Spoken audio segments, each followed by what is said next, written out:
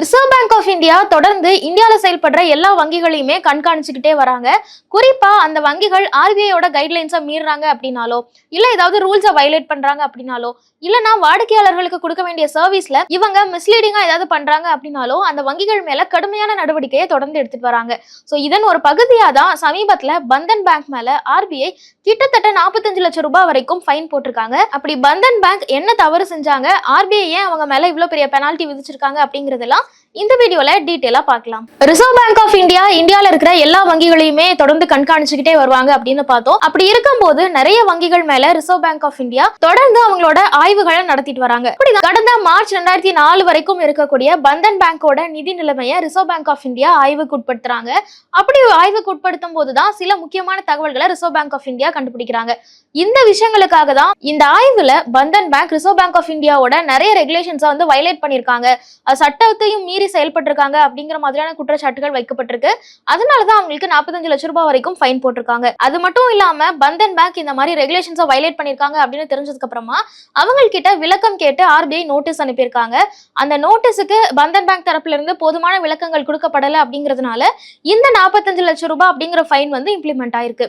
அப்படி பந்தன் பேங்க் என்ன மாதிரியான குற்றச்சாட்டுல ஈடுபட்டாங்க அப்படின்னு பார்க்கும்போது முக்கியமான 2 விஷயங்களை ஆர்பிஐ கோட் பண்றாங்க.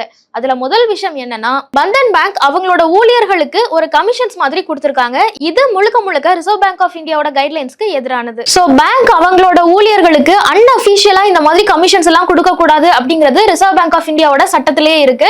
அப்படி இருக்கும்போது அதையும் மீறி பந்தன் பேங்க் அவங்களோட ஒரு சில ஊழியர்களுக்கு மட்டும் கமிஷன்ஸ் கொடுத்திருக்கிறது தெரிய வந்திருக்கு. சோ இதை கண்டிக்கிற விதமா ரிசர்வ் பேங்க் ஆஃப் இந்தியா அவங்களுக்கு நோட்டீஸ் அனுப்பியிருந்தாங்க. அடுத்தது பந்தன் பேங்க் செஞ்ச 2வது தவறு என்ன அப்படின்னு பார்க்கும்போது அவங்களோட டேட்டாஸ்ல ஒரு சில மிஸ்மேட்ச் இருந்ததை பார்த்திருக்காங்க. குறிப்பா அவங்களோட ரெக்கார்ட்ஸ்ல மேனுவலா சில என்ட்ரிஸை மாத்தி அமைச்சிருக்காங்க. ஆனா அந்த மாற்றப்பட்ட டேட்டாஸ் எதுவுமே அவங்களோட சிஸ்டம்ல ஜெனரேட் பண்ணல, மேனுவலா பிசிக்கல் ரெக்கார்ட்ஸ்ல மட்டுமே மாத்திருக்காங்க. அந்த மாற்றப்பட்ட தொகையை எந்த பயனாளர் வந்து பயன்படுத்தினாங்க, எதுக்காக அந்த கேஷ் எடுக்கப்பட்டது, இல்ல எதுக்காக எக்ஸ்ட்ராவா டெபாசிட் பண்ணப்பட்டது அப்படிங்கிற மாதிரி எந்த தகவலுமே சொல்லல.